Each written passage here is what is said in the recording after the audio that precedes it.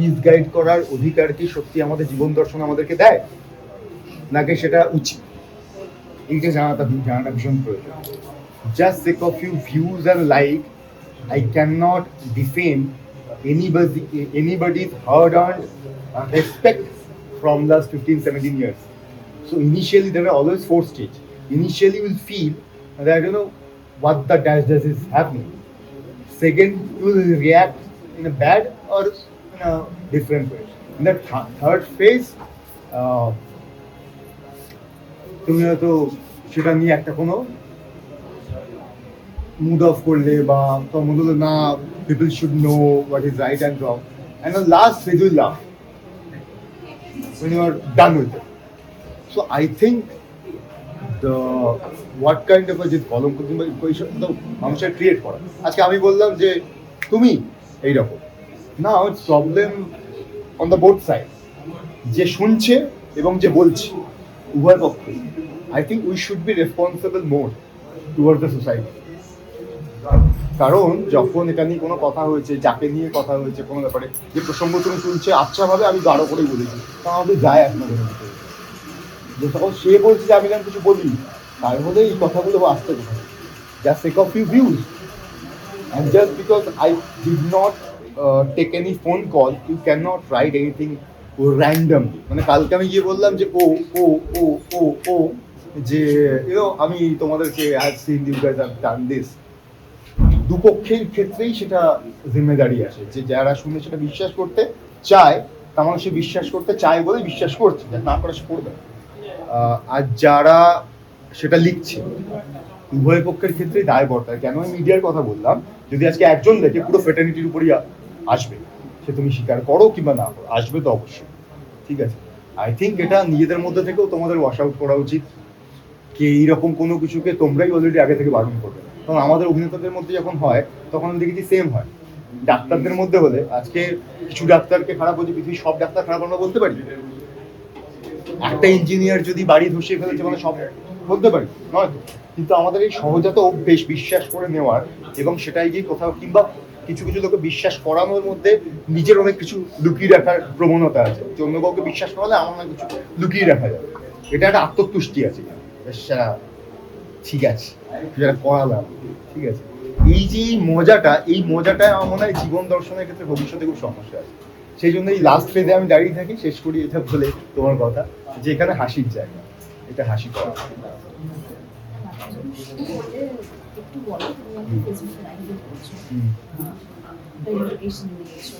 Clarification দিন, আমি বলেছি যে আমাকে কে কি বলে আমাকে যায় পায় আসে না, কিছু এমন পয়েন্ট ছাড়া।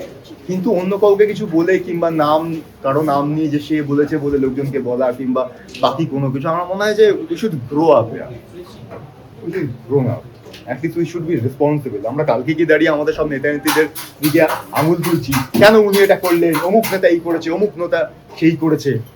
নেতা তো মঙ্গল গ্রহ থেকে আসে, ও তো তোমার আমার মাঝখান থেকে এসেছে।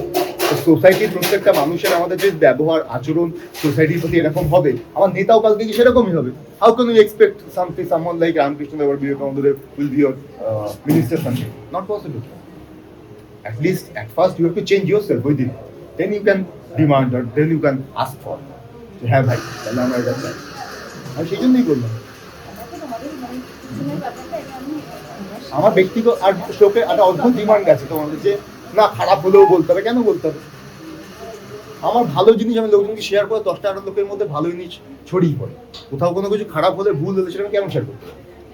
সেটা ব্যক্তিগত জীবন একটা পার্ট। ব্যক্তিগত জীবন মানেই সবটা উজাড় করে রাখতে হবে, এটা তো আমি বিশ্বাসী নই। আমার যদি কোনো মুহূর্ততে কেউ আনন্দ পায় সেটা অবশ্যই শেয়ার করা, কিন্তু আমি দুঃখে আছি বলে কিংবা আমি খারাপ আছি বলে কিংবা অন্য কেউ খারাপ আছে বলে আরো সবাইকে খারাপের মধ্যে ঠেলে দিলাম, এসো সবাই মিলে আমরা শেয়ার করতে উচিত। যাদের সঙ্গে আমার বাড়িতে খেতে না পেলে তোকে আমাকে খাওয়াতে যাবে না, তুই বাড়িতে খেতে না পেলে তোকে খাওয়াতে যাবে না, তাদেরকেও আমি ইনক্লুড করলাম। আমার এই পুরো এই সিস্টেম থেকে আমার আপত্তি আছে। 10টা লোক আপত্তি নাই থাকতে পারে, আবার আমাকে গাল দিতে পারে, তাতে আমাকে যায় আসে না। কিন্তু সিস্টেমের থেকে আপত্তি আছে এটা তো আমি বলতে পারি, সেইটাই আমি বলেছি। লেট ইট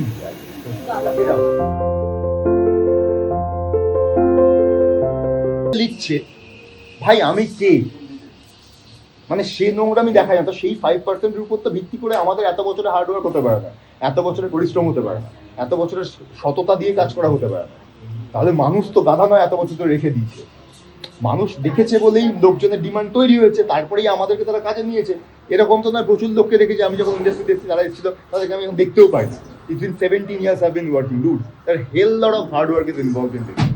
ঠিক আছে, মানুষকে অত সহজে গাধা বানানো যায় না। তো এই 5টা সোশ্যাল মিডিয়া ফলোয়ারের কিংবা কি লিখলো তার ওটাতে আত্মতুষ্টি হলো, কিংবা সে জানে আজকাল একটা নতুন ট্রেন্ড রয়েছে যে যদি আমি দুটো খারাপ কথা বলি তাতে লোকজনকে রিপ্লাই দেবে, আর যদি শুধু ভালো ভালো বলি তাহলে রিপ্লাই দেবে না। তো তার মানসিকতার উপর ডিপেন্ড করে, তার উপর যদি ভিত্তি করে কোনো খবর হয় সেটা তো আমার মনে হয় তাহলে বাকি যে যারা যারা ধর ঠিকঠাক কাজ করছে, তাদের লোকজন যারা ইন্টারভিউ করছে কিংবা কথা বলছে, তারা যদি তাদেরকেও গুরুত্ব দেয় তাহলে ওই লিস্ট অ্যামাউন্টে গুরুত্ব দেওয়া উচিত। যদি গুরুত্ব দিতে হয় তাহলে বুঝতে হবে সমস্যা আছে, যে এই গুরুত্বটা দিলে ভাই এটা গুরুত্ব দিও না, তাহলে এটা ডিজার্ভ করে।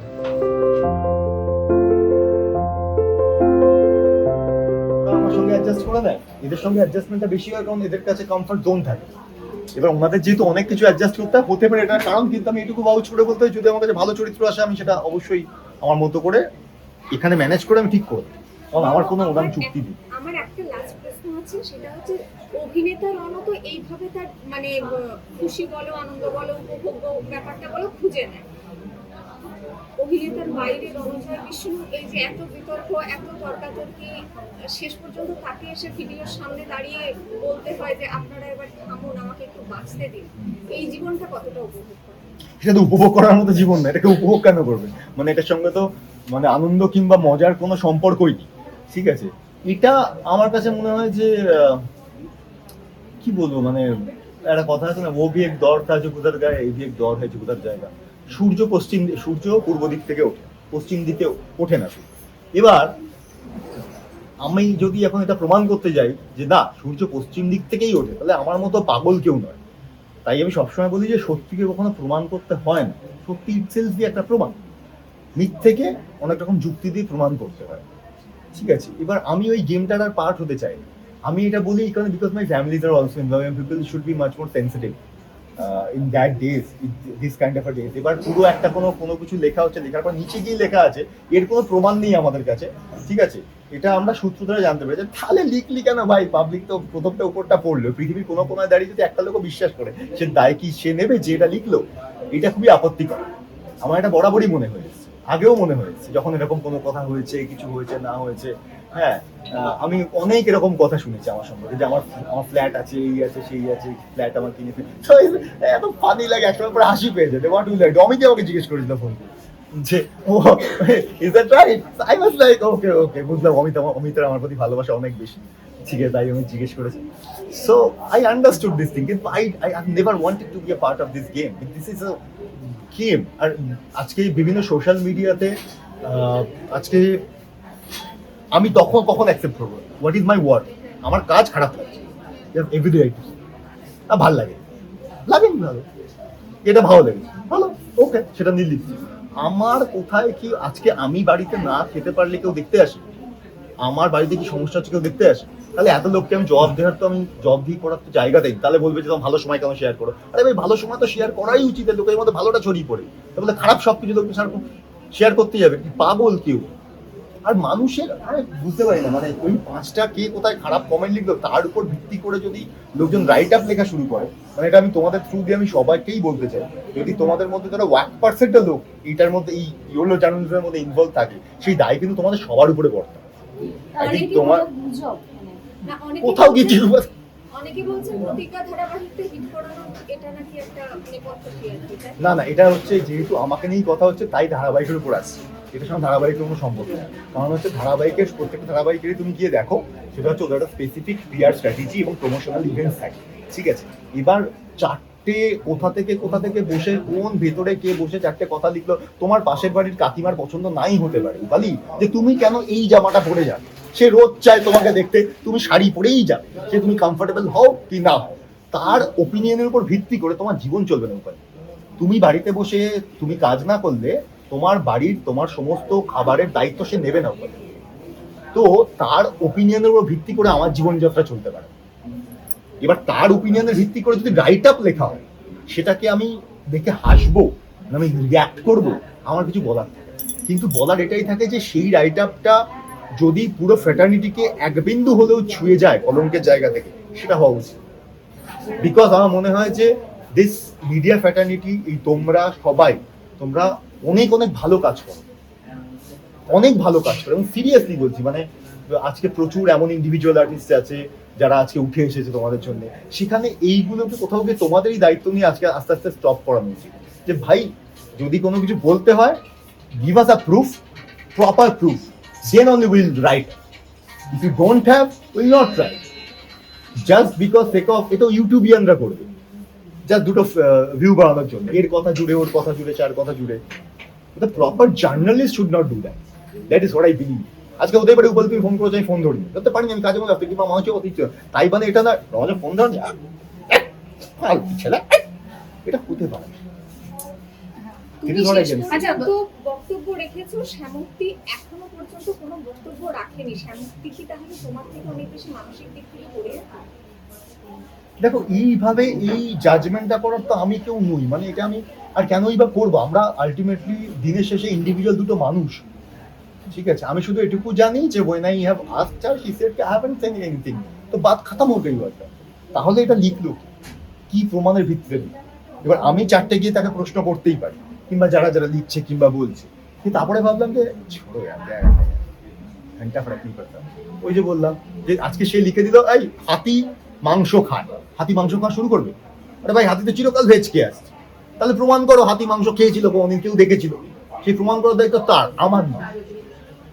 আর তোমার ভবিষ্যৎ পরিকল্পনা কি আছে? তোমার সূত্রপাত হয়েছে, ঘটনা যখন থেকে সূত্রপাত হয়েছে তখন তাকে কেন শুনিয়ে অ্যাকশন নেওয়া হয়নি বা তখন আমার প্রয়োজন বোধ হয়নি, আমার ফ্যামিলিকে নিয়ে আমার বোধ তখনই প্রয়োজন বোধ হয়েছে। কারণ কি আমি হাজারটা কাজের মধ্যে আজকেও এখানে এসেছি, এখানে এসে তো আমার এই কথাগুলো নিয়ে বলারই কথা না।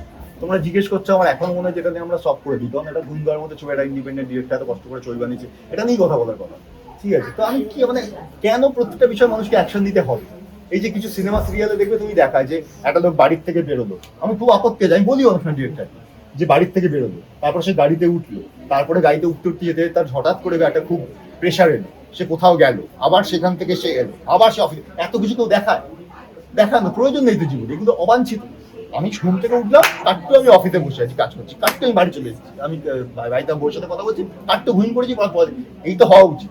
তো এই যে এই মাঝখানের ফেজেস গুলোকে এত অতিবাঞ্ছিত বিষয়কে এক্সারেটেড করে জীবনে জায়গা দেওয়া, এগুলোরই কোনো যৌক্তিকতা আছে বলে আমার মনে হয়। আচ্ছা, তার মানে এখন তো সোশ্যাল মিডিয়া এই ভিডিওগুলো মানুষকে খুব সহজে জাজ করে ফেলে, এবং কোথাও গিয়ে দেখছি এই সময় দাঁড়িয়ে সোশ্যাল মিডিয়া মানে অভিনেতাদের জীবনেই বলো বা সাধারণ মানুষের জীবনে খুব বেশি করে ইম্প্যাক্ট ফেলে। তো তোমার যে ভিডিওটা তখন তুমি করেছিলে তোমার ওপিনিয়ন দেওয়ার জন্য খুবই বিধ্বস্ত লাগছিল, তো সেখান থেকে এখন এই মুহূর্তে রণজয়ের জীবন চারটে স্টেজ হয়, আমি মাঝখানে একটা বলছিলাম, এটা প্রথমটায় অবাক, সেকেন্ডটায় রিয়াকশন, ওটা সেকেন্ড ফেজ ছিল।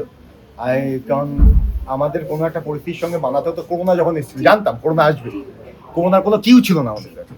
আমরা যেমন জানি যে জ্বর আসলে আমাদের প্যারাসিটামল খেতে হবে, আমি জানি, তাহলে জ্বর নিয়ে আমি কিন্তু ওয়ারিড নয়। করোনা নিয়ে আমরা ওয়ারিড ছিলাম, কারণ এত জিনিসপত্র বাড়িতে কিনে রেখেছি ভয়তে, ওটা রিয়াকশন সেকেন্ড ফেজ। তারপরে সেকেন্ড টাইমে যখন করোনা হলো আমরা কিন্তু অত রিয়াক্ট করিনি, সয়ে গেছে, ওটা হচ্ছে থার্ড ফেজ। তা ওটা যে ভিডিও বানিয়েছিলাম ওটা হচ্ছে সেকেন্ড ফেজ। যখন করোনাটা এইবার যে এসে গেছে, এইবার করোনাটা আমি কি করবো, করোনার তো আমার কাছে কোনো এক্সাম্পল নেই, আগে তো কেউ কোনো করোনা রেখে যায়নি আমার জন্য যে ভাই তুমি জানো করোনা কিরকম হয়।